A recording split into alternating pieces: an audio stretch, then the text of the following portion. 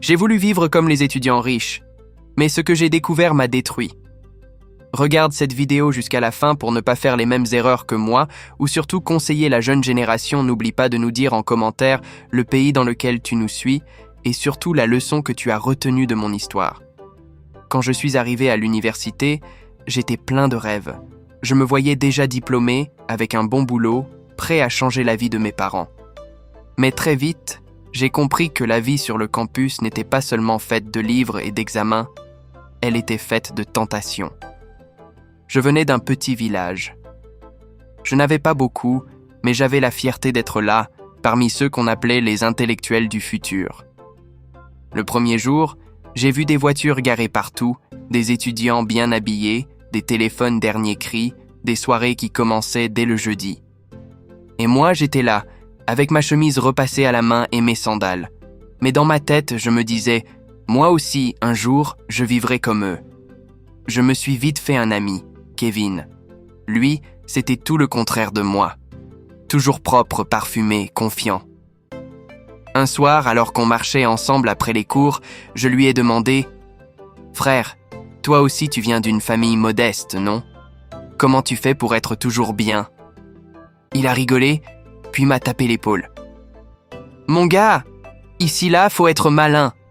Le campus, c'est pas pour les faibles.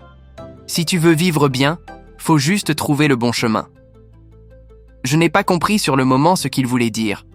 Mais plus les jours passaient, plus je voyais qu'il ne manquait de rien. Téléphone flambant neuf, habits de marque, repas au restaurant du coin, soirée chaque week-end. Un soir, il m'a invité chez lui. Dans sa chambre climatisée, il m'a dit calmement « Je vais te dire la vérité, mais tu promets de ne pas me juger. » J'ai acquiescé. Il a pris une inspiration et a sorti son téléphone. J'ai une marraine, une dame mariée, qui m'aide. En échange, je lui fais plaisir de temps en temps. J'étais choqué. Je n'avais jamais imaginé que des étudiants pouvaient être entretenus par des femmes mariées. Mais le pire, c'est que Kevin ne semblait pas gêné. Il ajouta « Mon gars, tout le monde le fait ici. Tu crois que ces filles qui sortent avec les profs ou les vieux patrons, elles cherchent l'amour? Elles cherchent la vie douce? Si tu veux t'en sortir, arrête de penser pauvre. » Ces paroles ont tourné dans ma tête toute la nuit. Le lendemain, quand je voyais mes camarades avec leurs montres et leurs beaux vêtements, je repensais à Kevin. Et petit à petit, quelque chose en moi a changé. Un soir, une fille de ma classe, Cynthia, m'a invité à une soirée privée. Elle était belle, confiante, toujours bien habillée. Elle m'a dit « Toi, tu es gentil, intelligent, mais trop réservé. Faut que tu t'ouvres un peu au monde. » La soirée battait son plein. Musique, alcool, rire. Des gens dansaient, d'autres s'embrassaient. Et là, j'ai vu des dames plus âgées arriver. Elles saluaient certains étudiants avec une familiarité troublante. Cynthia s'est approchée de moi. « Tu vois la dame là-bas? Elle aime bien les jeunes polis. Si tu veux, je te présente. » Mon cœur battait fort. Je ne savais pas si je devais accepter ou fuir. Mais l'envie d'être comme les autres a pris le dessus. Ce soir-là, j'ai dit oui. Au début, tout semblait beau. La dame m'offrait des cadeaux, payait mes factures, et je pouvais enfin m'habiller correctement. Je pensais que c'était juste un moyen temporaire de m'en sortir. Mais très vite, j'ai commencé à perdre le contrôle. Je ne venais plus aux cours.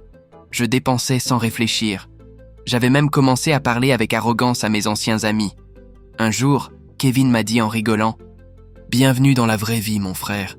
Maintenant, toi aussi, t'as goûté à la belle vie. » Mais la belle vie avait un prix. Un jour, la dame a voulu que je fasse quelque chose que ma conscience refusait. Je lui ai dit non. Et tout a basculé. En quelques jours, elle a arrêté de répondre à mes messages. Mon téléphone, mes habits, tout ce qu'elle m'avait offert, ne valait plus rien sans son soutien. Je suis retourné à zéro, pire qu'avant. Mais le pire, c'est quand j'ai appris que Cynthia, ma camarade, avait contracté une maladie grave à cause de ce même cercle, et Kevin avait disparu du campus. Certains disaient qu'il était parti au Ghana, d'autres qu'il avait eu des problèmes avec une femme influente. Ce jour-là, assis seul devant le bâtiment de la faculté, j'ai compris une chose. La vie facile attire, mais elle détruit plus vite qu'elle ne construit. J'avais voulu briller trop tôt. J'avais trahi mes valeurs, mes rêves et la fierté de mes parents. Tout ça pour quelques habits et un téléphone. Aujourd'hui, je vis simplement. Mais chaque fois que je croise un nouveau venu au campus, j'aimerais lui dire « Ne confonds pas le luxe avec la réussite. Le vrai succès, c'est de rester toi-même, même quand la vie te tente. » Morale. Dans la quête du confort, beaucoup de jeunes vantent leur avenir pour des plaisirs temporaires.